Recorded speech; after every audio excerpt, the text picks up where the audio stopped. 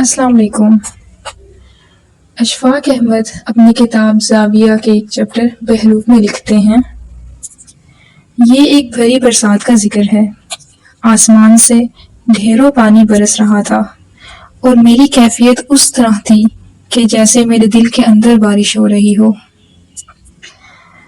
بات یہ تھی کہ میرے ایک بہت ہی پیارے دوست جو میرے ساتھی بھی تھے، وہ افسانہ نگار تھے اور کالم بھی لکھتے تھے۔ انہوں نے کالموں میں میری بڑی کھچائی کی تھی۔ میں اپنے دکھ کا اظہار کرنے کے لیے ڈیرے پر چلا گیا اور بابا جی سے کہا، میں بڑا دکھی ہوں اور اس بات کی مجھے بڑی تکلیف ہے۔ اس شخص نے جو میرے بظاہر دوست ہیں، ہم سے محبت کے ساتھ ملتے ہیں اور ٹی ہاؤس میں ایک دوسرے کا ساتھ بھی دیتے ہیں، اور لوگوں کو پتہ بھی نہیں چلتا کہ وہ اس طرح کی کارستانی میرے لیے کر سکتا ہے، پھر یہ کیا ہے؟ انہوں نے کہا، اوہ پت، آپ اس کو سمجھے نہیں، یہ بڑی سمجھداری کی بات ہے۔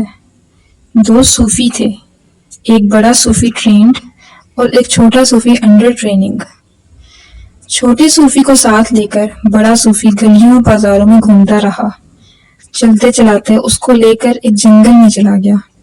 بڑی تابڑ توڑ بارش ہوئی تھی، جنگل بھیگا ہوا تھا اور اس جنگل میں جگہ جگہ لکڑیوں کے ڈھیر تھے، پتوں کے، شاخوں کے انبار تھے۔ اس بڑے صوفی نے دیکھا کہ شاخوں اور پتوں کے ڈھیر میں ایک سانپ کچھ مرجھایا ہوا، کچھ سنگڑایا ہوا پڑا ہے۔ صوفی کو بڑا ترس آیا، اس نے آگے بڑھ کر سانپ کو اٹھا لیا۔ چھوٹے صوفی نے کہا، حضور کیا کرتے ہیں؟ سانپ ہے، موذی ہے، اس کو اٹھایا نہیں کرتے۔ انہوں نے کہا، نہیں بیچارہ ہے، مجبور ہے، زخمی ہے۔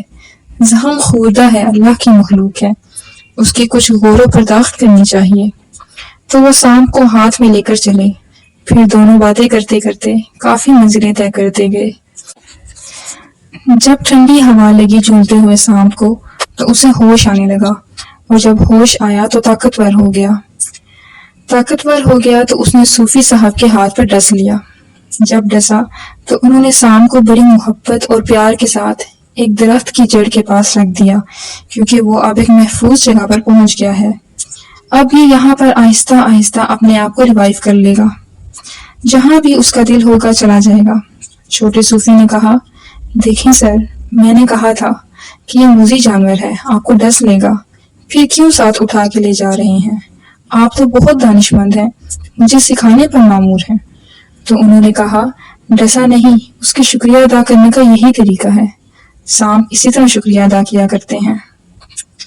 بابا جی کہتے ہیں، یہ جو تمہارے خلاف لکھتا ہے، اس کا شکریہ ادا کرنے کا یہی طریقہ ہے، تم ناراض نہ ہو۔ اشفاق احمد لکھتے ہیں، میرے دل پر بڑا بھاری بوجھ تھا، دور ہو گیا اور میں بالکل ہلکا پھول ہو گیا۔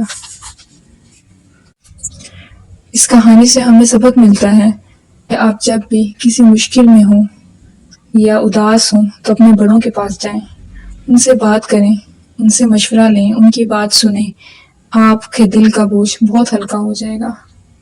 اللہ ہم سب کو ہدایت دے۔